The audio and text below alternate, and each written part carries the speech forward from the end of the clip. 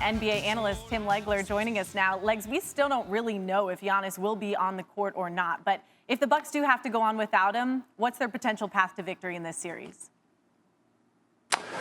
Wow, that's a big one because you're talking about a guy that impacts the game in so many ways. I'm not sure that even with Giannis, they're going to be able to win this series. But if he's out, what it's going to take? It's going to take, Chris Middleton basically being the best player on the floor.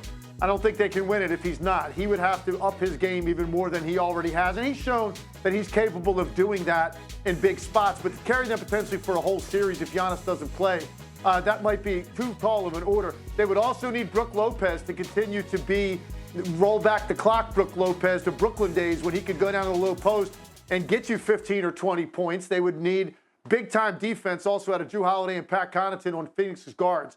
And so any way you slice it, that's a very difficult task for the Milwaukee Bucks because Giannis Antetokounmpo, even if he's not the game decider late, he puts you in position with all of the ways that he can dominate a game for the first 45 minutes. So I know Mike Budenholzer would not want to hear the news that Giannis isn't out there. Well, the Suns have had an interesting path, Tim. They beat some depleted teams on their way here. So I want to ask, what is the bigger break? Facing the Clippers without Kawhi or now the Bucks without Giannis?